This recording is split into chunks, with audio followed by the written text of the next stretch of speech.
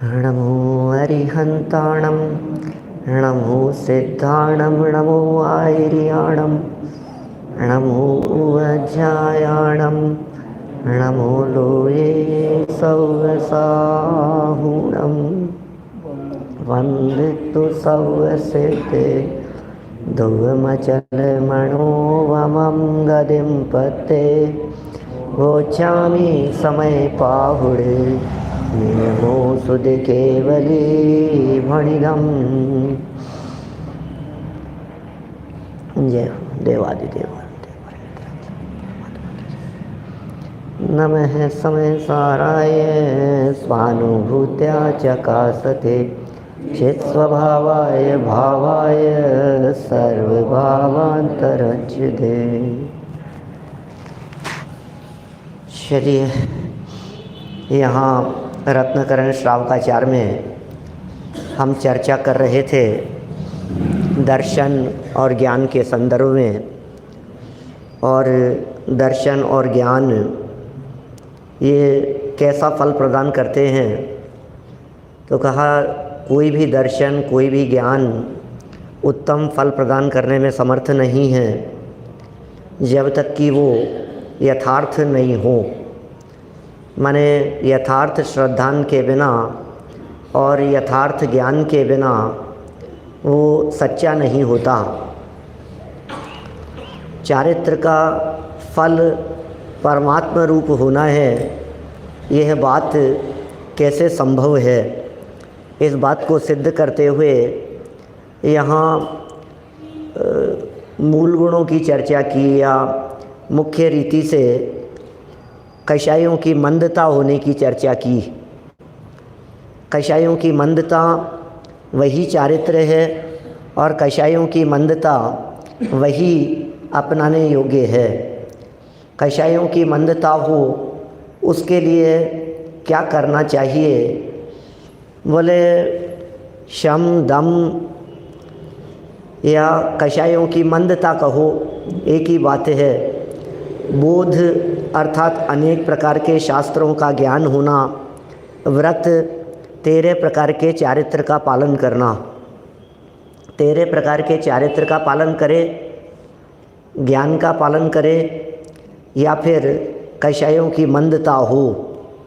इतना सब कुछ होने के बावजूद भी यदि वह जीव, ये 15 नंबर का श्लोक है, शायद पढ़ लिया था शायद अपन ने, हैं?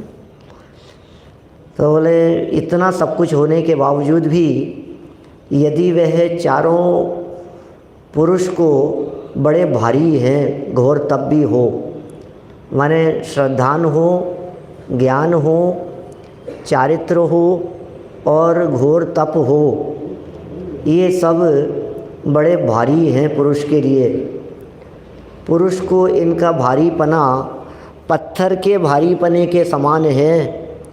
ये चारों ही शम भाव ज्ञान चारित्र तप यदि सम्यक्त्व सहित हों तो मणि के समान है, चिंतामणि के समान है, उनके समान पूज्य हो जाते हैं। माने यदि सम्यक दर्शन साथ में है तो ये सब श्रद्धान ज्ञान चारित्र पूज्य पने को प्राप्त होंगे। यदि श्रद्धान ज्ञान चारित्र सम्यक नहीं है तो पूज्य पने को प्राप्त नहीं होते हैं। माने श्रद्धान ज्ञान चारित्र की पूज्यता सम्यकता से है। सम्यक यदि हैं तो वे पूज्य हैं, और यदि मिथ्या हैं तो पूज्य नहीं हैं। भावार्थ कहते हैं इसका कि जगत में अनेक प्रकार का पत्थर भी है और मणि भी है। दोनों चीज़ें हैं जगत में। मणि भी पत्थर ही है, रत्न है वो भी पत्थर ही है, और सामान्य रेतीला झाझड़ पत्थर भी पत्थर ही है।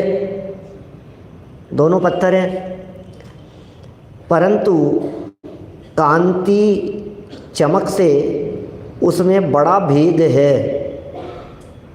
दोनों पत्थर ही हैं, लेकिन फिर भी कांति और चमक की दृष्टि से देखें तो दोनों में भेद बहुत है। दोनों पत्थर होने पर भी पत्थर पत्थर समान नहीं हैं। दोनों पत्थर हैं, दोनों पत्थर होने पर भी दोनों पत्थर समान नहीं होते। एक पत्थर बहुमूल्य है, एक पत्थर सामान्य कीमती है, माने कीमत नहीं है उसकी, ऐसा भी कह सकते हैं। पत्थर पत्थर समान नहीं हैं। ये कह रहे हैं कि झाझड़ रेतीला पत्थर 3 मन भी बेच दो तो 1 पैसा प्राप्त हो। क्या कहा, मतलब उस पत्थर की बात कर रहे हैं जो रेतीला पत्थर है, जो झाझ है, उस पत्थर को यदि 3 मन भी यदि बेच दिया गया तो वो कुछ काम का नहीं है। वो कितना भी बेच दो उसको, 1 मन की प्राप्ति होती है। एक पैसे के अंदर वो 1 मन बेचा जा सकता है, ऐसा हो सकता है।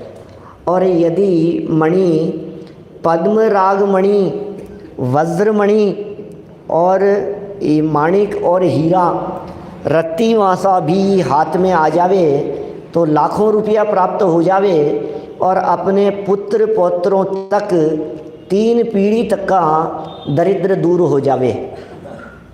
ये बड़ी बहुत बहुमूल्य बात कह रहे हैं कि यदि ऐसा हो कि 2 चीज़ें थी, पत्थर पत्थर दोनों बराबर कहे, 2 तरह के पत्थर कहे। अब सामान्य रीति से देखो तो पत्थर है, और यदि उसमें विशेष रीति से देखने लगो तो वो पत्थर नहीं है, वो रत्न दिखाई देता है। जैसे वो रत्न दिखाई देता है, वो रत्न की कीमत समझकर, रत्न समझकर के उसे बहुमूल्य कीमती रत्नों के दाम में वो बेच सकता है। माने उसे कह रहे हैं लाखों रुपया प्राप्त हो जाए, ऐसा भी संभव है, और अपने पुत्र पौत्र आदि का दरिद्र भी दूर हो जाए। अब वो कैसे चमत्कार जन्य बात कही है। फिर कह रहे हैं कि उसी प्रकार सम्यक्त्व सहित अल्प भी समभाव, अल्प भी ज्ञान, अल्प भी चारित्र, अल्प भी तप भाव इस जीव को कल्पवासी इंद्र आदि में उत्पन्न करा के फिर जन्म मरण के दुखों से रहित परमात्मा बना देता है। माने ये परमात्मा बना देगा कौन? यदि सम्यक्त्व साथ में है तो। माने एक जीव ऐसा जिसके सम्यक्त्व साथ में नहीं है और दूसरा जीव ऐसा जो सम्यक्त्वी है। सम्यक्त्वी जीव की यहाँ बतलाना चाह रहे हैं। यहाँ कह रहे हैं कि भैया कुछ भी हो, सम्यक्त्व की महिमा है। जिसके पीछे सम्यक दर्शन साथ में लगा हुआ है, उस जीव की कीमत कितनी है? तो बोले उस जीव की असली कीमत है, यथार्थ में वो कीमती है। क्यों कीमती हो गया है? कि वो सम भाव अल्प भी हो, यदि उसको समता भाव यदि अल्प भी है, चारित्र भी अल्प है और तप भी अल्प है, इस जीव को कल्पवासी इंद्र आदि में उत्पन्न करके फिर जन्म मरण के दुखों से रहित परमात्मा बना देता है।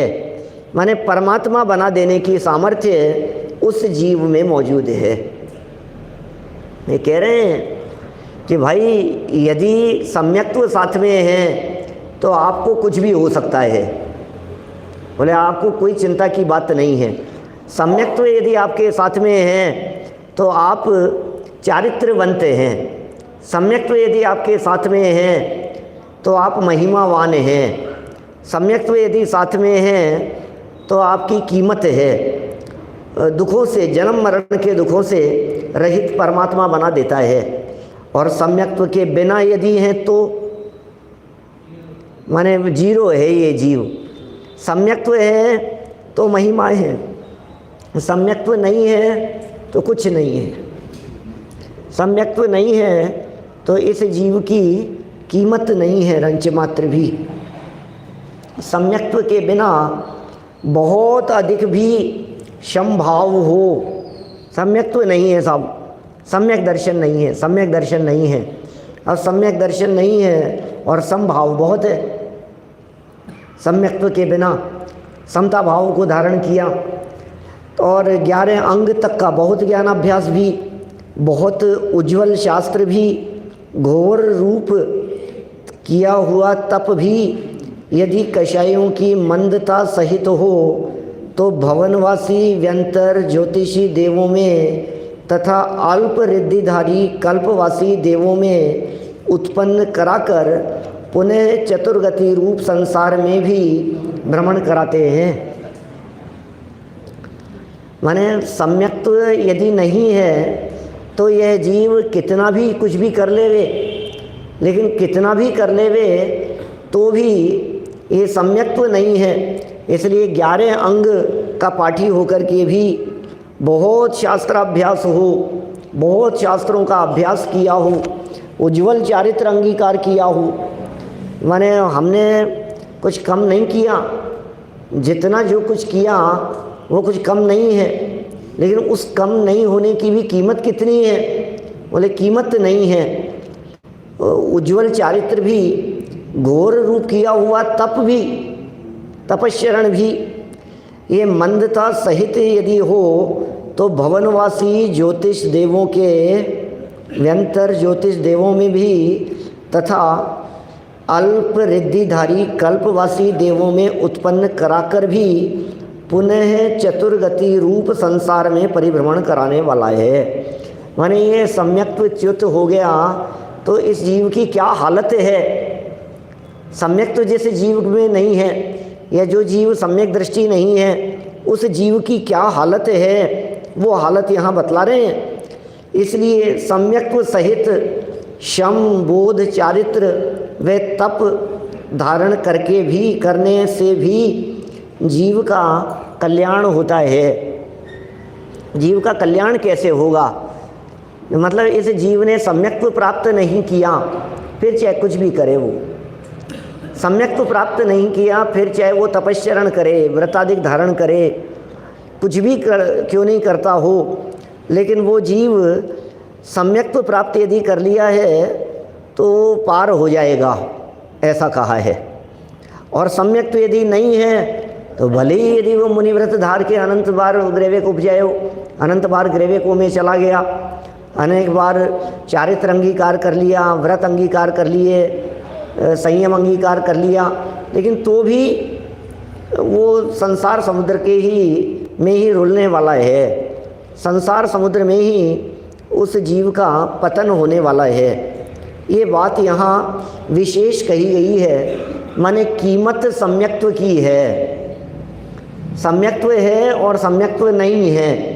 सम्यक्त्व के साथ में जो कुछ किया गया है वो सब चारित्र है करने योग्य। सम्यक्त्व के साथ में जितना चारित्र पालन किया वो सारा चारित्र इस जीव ने अपने दम पर किया है।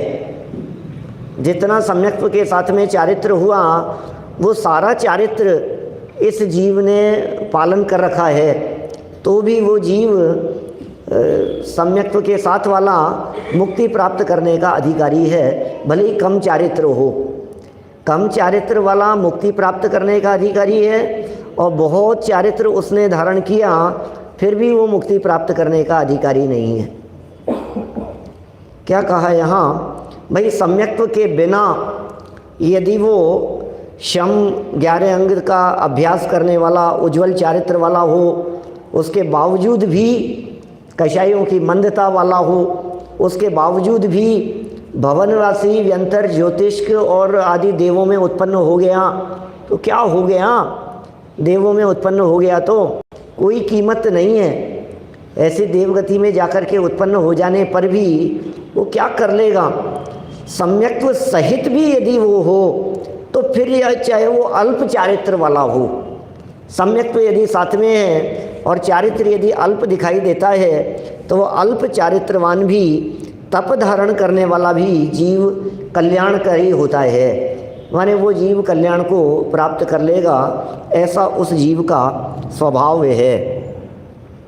ये सब सम्यक्त्व की महिमा हैं। अनादिकाल से सम्यक्त्व अंगीकार नहीं किया और कभी ये जीव सम्यक्त्व के बिना संसार में परिभ्रमण करता हो तो रुलता रहेगा, सम्यक्त्व के बिना संसार परिभ्रमण करता रहेगा।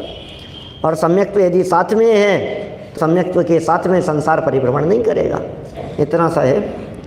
चलिए देखिए आगे बढ़ते हैं अपन। आगे की बात कहते हैं, मोही मुनि से निर्मोही श्रावक की श्रेष्ठता। श्रावक श्रेष्ठ है, मुनि से श्रेष्ठ है। दो व्यक्ति हैं, एक तरफ है मुनि और एक तरफ है श्रावक।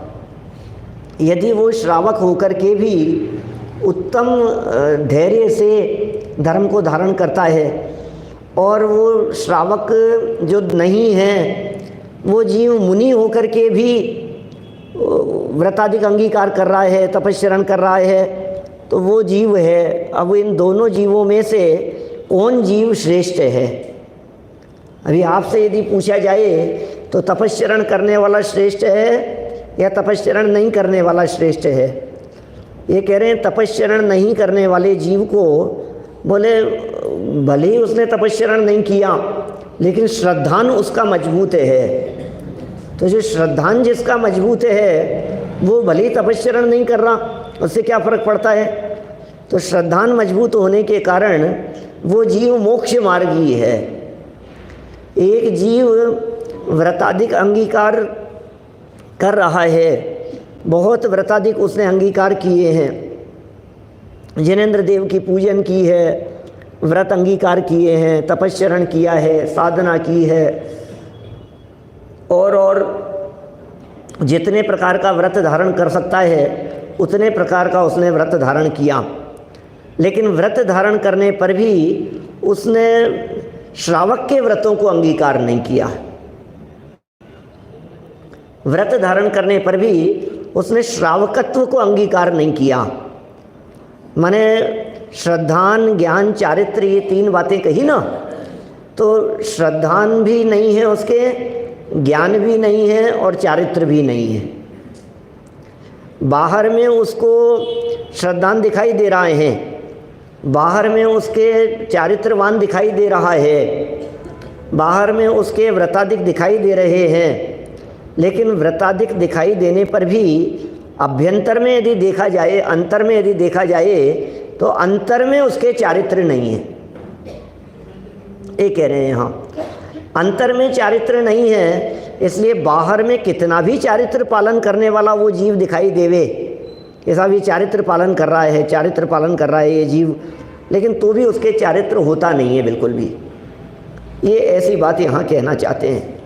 निर्मोही मुनि, निर्मोही मुनि और मोही मुनि, दो तरह के मुनि हैं, दो तरह के श्रावक यहाँ कह दिए हैं। बोले एक तो मुनि है जो मोही है, मोह रखता है, धन के प्रति मोह हो, संपत्ति आदि के प्रति मोह हो। मोही मुनि से निर्मोही श्रावक की श्रेष्ठता। श्रावक है वो मोही नहीं है, वो निर्मोही है। उस निर्मोही श्रावक की श्रेष्ठता।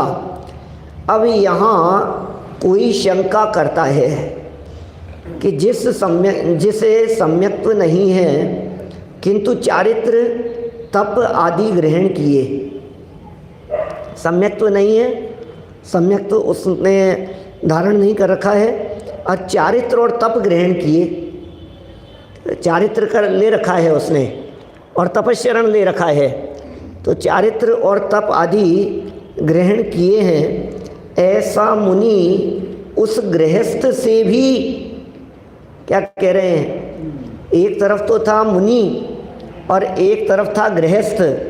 अब गृहस्थ और मुनि में कंपैरिजन करके बतला रहे हैं। तो जो गृहस्थ है वो मुनि होने से भी ज़्यादा महान है।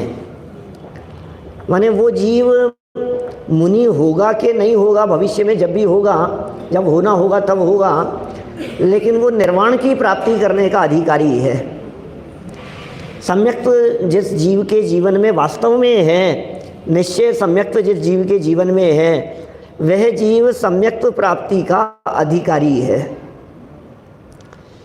अब उस जीव को बोले चारित्र तप ग्रहण किए हों कोई बात नहीं, सम्यक्त्व नहीं है, चारित्र तप ग्रहण किए हों, ऐसा मुनि यदि गृहस्थ से भी आरंभ आदि में लीन है तो उत्तम होगा। क्या कह रहे हैं ये?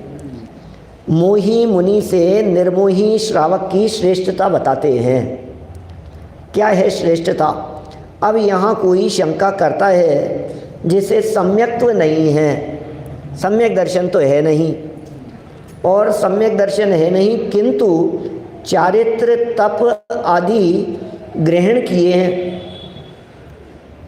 सम्यक दर्शन के बिना उसने चारित्र ग्रहण कर लिया, सम्यक दर्शन के बिना उसने तप ग्रहण कर लिया।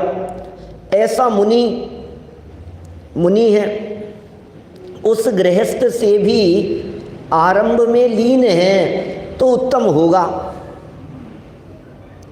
कौन उत्तम होगा? वो मुनि उत्तम होगा क्या? वो गृहस्थ उत्तम होगा। उसे उत्तर देने वाला श्लोक कहते हैं।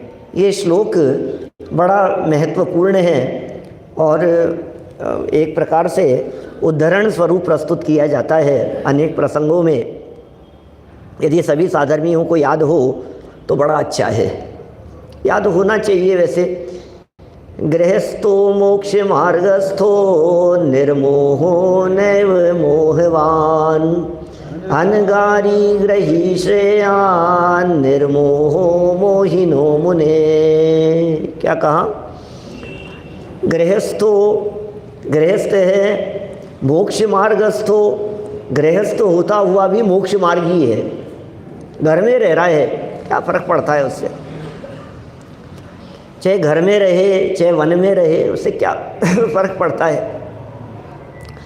गृहस्थो मोक्ष मार्गस्थो निर्मोहो नैव मोहवान। निर्मोही है और नैव नहीं है, क्या? मोहवान मोहवान वो नहीं है। अनगारो ग्रही श्रेयान, अनगार है, अनगार है मतलब गृहस्थ है। ग्रही श्रेयान निर्मोही मोहिनो मुने। क्या गजब श्लोक कहते हैं कि भैया जिसे दर्शन मोह नहीं है ऐसा गृहस्थ मोक्ष मार्ग में स्थित है।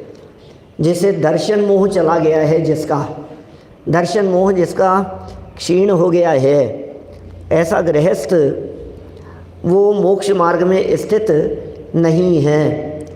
तथा मोही अनगार अर्थात मोह सहित ग्रह रहित मुनि मोक्ष मार्गी नहीं है। ये क्या बात कह रहे हैं? जिस व्यक्ति ने मोह को अंगीकार किया हुआ है, मोह धारण कर रखा है जिस व्यक्ति ने, अब मोह धारण किया हुआ व्यक्ति और मोह को तो धारण कर रखा है और कहते हैं कि उसने छोड़ दिया सारा सब कुछ। तो क्या छोड़ दिया उसने? बोले छोड़ करके भी नहीं छोड़ा उसने कुछ भी। अभी ये कह रहे हैं जिसने दर्शन मोह नहीं, ऐसा गृहस्थ दर्शन मोह से रहित हो गया है जो गृहस्थ और मोक्ष मार्ग में स्थित है, मोक्ष मार्ग में स्थित है। अब दर्शन मोह चला गया और मोक्ष मार्ग में स्थित है, ये तो पहला व्यक्ति हो गया। दूसरा व्यक्ति तथा मोही व्यक्ति है, वो अनगार है, अनगार माने ग्रह रहित है ऐसा। तथा मोह सहित ग्रह रहित मुनि मोक्ष मार्गी नहीं है। पहला व्यक्ति मोक्ष मार्गी है, दूसरा व्यक्ति मोक्ष मार्गी नहीं है। इसी कारण से मोहवान मुनि से निर्मोही दर्शन मोह रहित गृहस्थ श्रेयान अर्थात श्रेष्ठ है। कितना उत्तम कह दिया है भाई साहब। महान होने के लिए साधु होना जरूरी नहीं है, गृहस्थ होता हुआ भी वो श्रेष्ठ हो सकता है। माने कोई व्यक्ति यदि त्यागी तपस्वी हो लेकिन मोही हो, बाहर में बहुत त्याग कर रखा है, अंदर में मोह है उस जीव के, तो वो मोही व्यक्ति उस मोह के कारण उस गृहस्थ व्यक्ति से, जिस व्यक्ति के मोह नष्ट हो गया है, उसकी तुलना में वो श्रेष्ठ है। क्या आपको फर्क ख्याल में आ रहा है क्या थोड़ा सा? माने एक गृहस्थ व्यक्ति, साधारण गृहस्थ व्यक्ति जो बिल्कुल त्यागी तपस्वी नहीं है लेकिन गृहस्थ है और सम्यक दृष्टि है, वो सम्यक दृष्टि होता हुआ भी वो गृहस्थ, और जिस व्यक्ति ने सम्यक्त्व का त्याग कर दिया, माने सम्यक्त्व छोड़ दिया और उसके भिन्न, उसके अलावा चारित्रवान है, एक व्यक्ति को चारित्र नहीं है बिल्कुल भी और दूसरा व्यक्ति चारित्रवान है। जिस व्यक्ति के चारित्र नहीं है वो व्यक्ति श्रेष्ठ है चारित्र नहीं होते हुए भी, और जिस व्यक्ति के चारित्र है वो व्यक्ति श्रेष्ठ नहीं है। ये कैसी बात है? ये ऐसा कैसे हो सकता है? माने किसी भी गृहस्थ जीवन में, किसी के भी जीवन में ये बातें अच्छी नहीं है। ये तो एक व्यक्ति व्रती है भाई, व्रती की कीमत तो होनी चाहिए, और ये अविरती है तो अविरती तो हीन होना चाहिए। ये तो दुनिया में प्रसिद्ध है ना ये बात तो, कि व्रती व्यक्ति तो व्रत सहित है जो व्यक्ति, उस व्यक्ति की कीमत ज़्यादा है, और जिस व्यक्ति के व्रत नहीं है वो व्यक्ति सामान्य है। एक व्यक्ति सामान्य, एक व्यक्ति व्रत अंगीकार करने वाला, वो व्यक्ति महान। तो अभी ये कह रहे हैं दोनों ही व्यक्तियों में जिस व्यक्ति ने व्रत नहीं ले रखे हैं वो व्यक्ति श्रेष्ठ है। सारी दुनिया में कौन व्यक्ति महान दिखाई देता है? जिस व्यक्ति ने व्रत ले रखे हैं वो व्यक्ति महान है। महान तो वही दिखेगा, हमें तो वही व्यक्ति महान दिखता है। माने जिसने व्रत ले रखे हैं, जिसने चारित्र अंगीकार कर रखा है, जिसने संयम ले रखा है, वो व्यक्ति महान है। वो क्यों महान है? क्योंकि उस व्यक्ति ने उतना ही उत्कृष्ट चारित्र अंगीकार कर रखा है। लेकिन सम्यक दर्शन नहीं है। यहाँ सम्यक दर्शन की महिमा बतलाने वाले इस श्लोक की चर्चा चल रही है। यहाँ महिमा सम्यक दर्शन की है, महिमा सम्यक्त्व के बिना चारित्र की नहीं है। हमने चारित्र अंगीकार कर लिया, बहुत चारित्र ले लिया, लेकिन उस चारित्र की कीमत नहीं है यहाँ, उस चारित्र की महिमा नहीं है। चारित्र महिमावान चीज़ नहीं है। देखो कितना सुंदर लिख दिया है, ये सिद्धांत वाक्य ही है एक प्रकार से, एक वाक्य के अंदर ही पूरे श्लोक का सार आ गया है, और ऐसा श्लोक का सार कह दिया है जो श्लोक का सार हम सभी जीवों को प्रेरित करता है।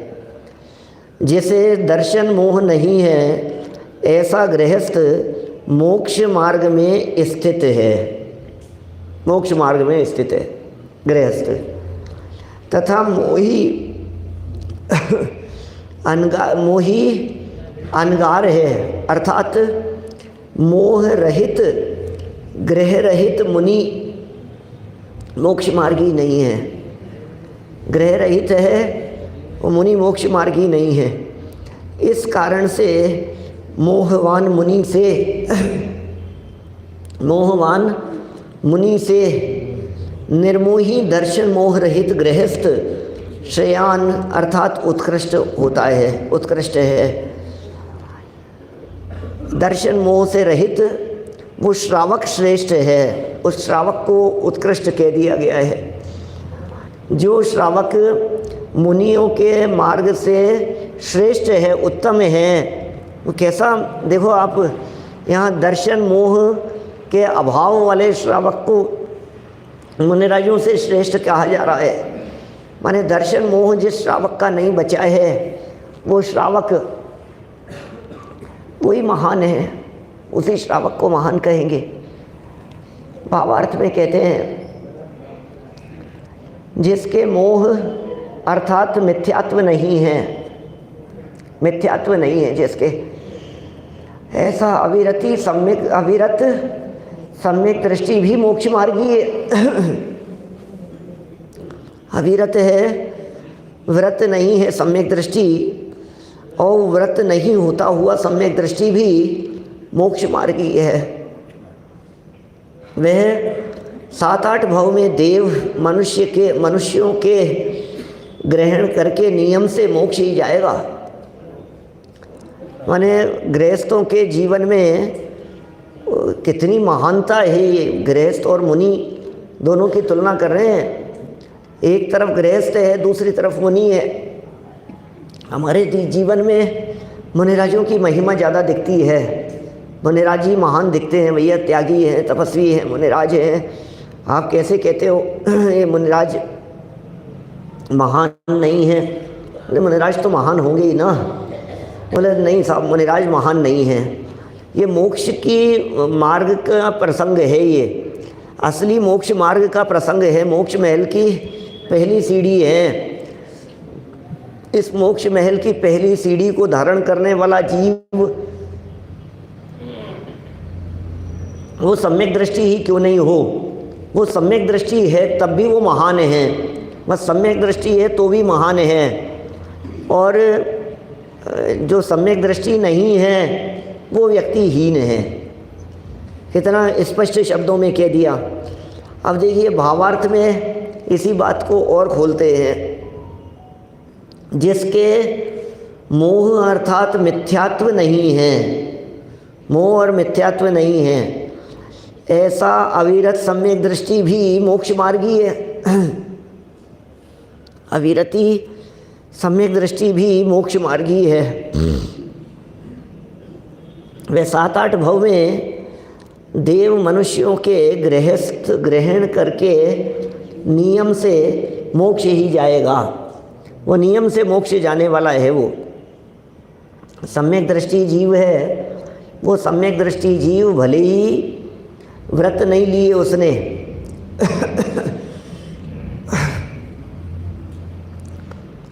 वो सम्यक दृष्टि व्रत नहीं लिए उसने अभी तक, और व्रत भले ही नहीं लिए हैं लेकिन वो मोक्ष मार्गी है। उसको मोक्ष दिखाई दे रहा है, उसको सिद्ध दशा अपनी मंजिल साक्षात दिखती है।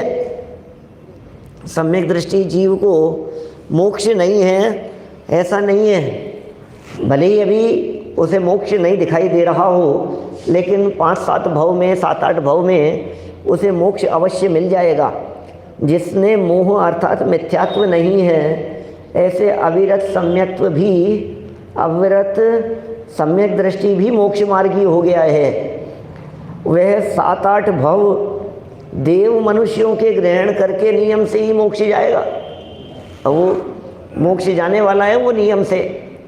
भले ही अभी वो गृहस्थ है, भले ही अभी वो श्रावक है, भले ही अभी वो गुणस्थान उसके चौथा बैठा हुआ है, तो भी वो जीव मोक्ष जाएगा। कितने समय में मोक्ष जाएगा कि अल्पकाल के अंदर वो जीव मोक्ष जाने वाला है।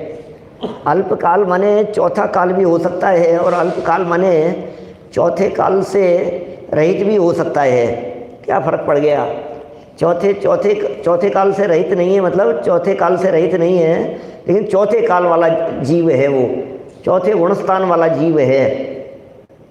अब वो 7-8 भाव लगातार मनुष्यों के धारण करेगा। वो या तो 7 भाव धारण करेगा या 8 भाव धारण करेगा। 8 मनुष्यों के भाव लेगा, 7 भाव देव पर्याय के लेगा। माने वो क्षयोपशम सम्यक दृष्टि 15 भाव के अंदर नियम से मोक्ष की प्राप्ति करेगा। 15 भाव लगेंगे उसको, है ना। अभी 15 भाव लग सकते हैं उसको। अभी 8 मनुष्यों के भाव लेवे और सीधा सम्यक्त्व हो और देवगति में जाए, 8वें भाव के अंदर निर्वाण जावे, और 7 भाव लगातार मनुष्यों के बनेंगे नहीं, तो मनुष्यों का भाव लेकर के व्रत अंगीकार किए तो वो जीव नियम से देव के भाव धारण करता है, और उस देव के भाव धारण करके नियम से मोक्ष ही जाएगा। हाँ, जिसके मोह अर्थात मिथ्यात्व नहीं है, मिथ्यात्व तो है नहीं उसके जीवन में, मिथ्यात्व तो रखा नहीं है, बचा नहीं है बिल्कुल भी। ऐसे मिथ्यात्व तो नहीं है। अविरत सम्यक दृष्टि भी मोक्ष मार्गीय है। अविरत सम्यक दृष्टि है, व्रत रहित सम्यक दृष्टि भी मोक्ष मार्गीय है। वे 7-8 भव में 7-8 भव देव और मनुष्य, 7-8 भव देव और मनुष्य के ग्रहण करके नियम से मोक्ष ही जाएगा।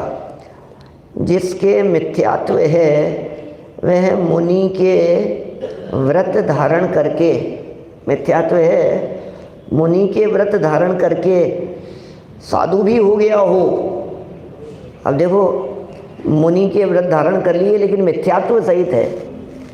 अब वो भले ही मिथ्यात्व साथ में है और मिथ्यात्व साथ में रख करके वो जीव मिथ्यात्व साथ में रख करके वो मुनि के व्रत धारण करे, तो वो मुनि व्रत धारण करने वाला जीव मिथ्यात्व साथ में होने के कारण मिथ्या दृष्टि है,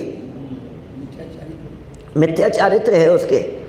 भले ही वो 28 मूल गुणों का पालन कर रहा हो, भला ही वो व्रत को पालन कर रहा हो, भले ही वो तपस्या कर रहा हो, कुछ भी कर रहा हो, लेकिन बोले वो मुक्ति प्राप्ति का अधिकारी नहीं है, मुक्ति नहीं जा सकता है वो। यदि मुनि के व्रत धारण करके साधु भी हो गया हो तो भी मरण करके भवनत्रिक आदि में उत्पन्न होकर संसार में ही परिभ्रमण करेगा। वो लोग कैसा जीव है ये, अल्पकाल में संसार से पार हो सकता है ये जीव, लेकिन यदि सम्यक्त्व रूपी व्रत साथ में है तो अल्पकाल में मोक्ष जाएगा, और यदि सम्यक्त्व साथ में नहीं है तो अनंत काल तक संसार में रुलेगा। ये जो लिखी है बात कि इस जीव ने मुनिव्रत अंगीकार करके मुनिव्रत धार अनंत बार ग्रैविक उपजायो।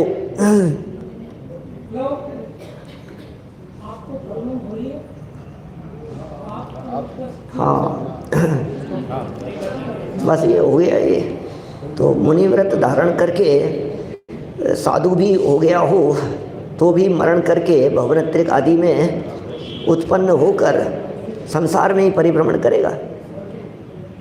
बस ऐसा यहाँ कह रहे हैं ये। अब इसके आगे तो दर्शन मोह के गाथाएं बोल लेते हैं, सब साथ में बोल लेते हैं अपन, है ना। दर्शन मोह संबंधी गाथाएं हैं, सब साथ में बोल लेते हैं। दंसण भट्टा दंसण भट्टस्य नथिने वाणम सेज्यन्ति चर्य भट्टा दंसण भट्टान भट्ट सेज्यन्ति सम्मतरयण भट्टा जानन्ता बहुविहायं सथायं आराहणा विरहिया भवन्ति सम्मतं विरहियाणं सुट्टुवि उगम तवं चरन्ताणं नलहन्ति बोहिलाहम् अविआसं श्रवणकोटिहम्।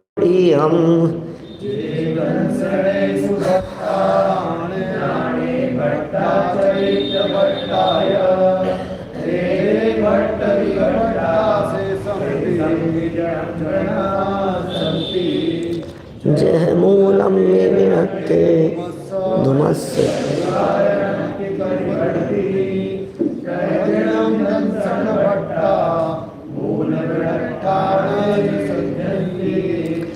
ये दंसने सुभट्टा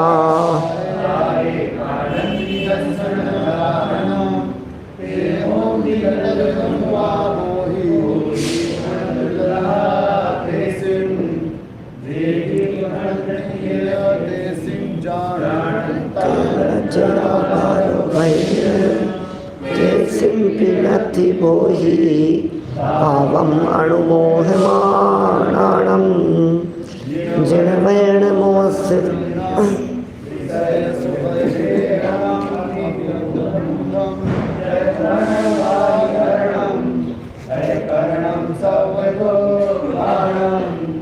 एकं जिणस्य रूपं द्वितीयं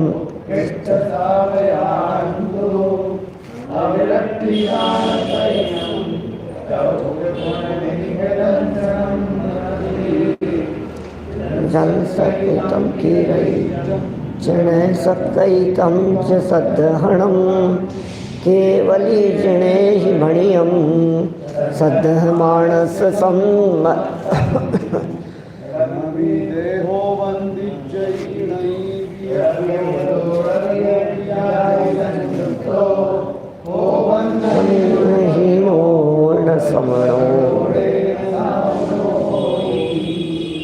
इस तरह से इसमें सम्यक्त्व की बात कही है और सम्यक्त्व अंगीकार करने की प्रेरणा दी गई है। जिस तरह से कोई भ्रष्ट व्यक्ति हो तो वो भ्रष्ट व्यक्ति भ्रष्टता से युक्त होता हुआ सम्यक्त्व यदि अंगीकार करेगा तो सम्यक्त्व भी अंगीकार यदि कर लेवे तो भाई चारित्र से भले ही भ्रष्ट हो लेकिन सम्यक्त्व से युक्त व्यक्ति निर्वाण की प्राप्ति कर लेगा। तो ऐसी कुछ बातें यहाँ कही है, आगे चलाएंगे कभी, है ना।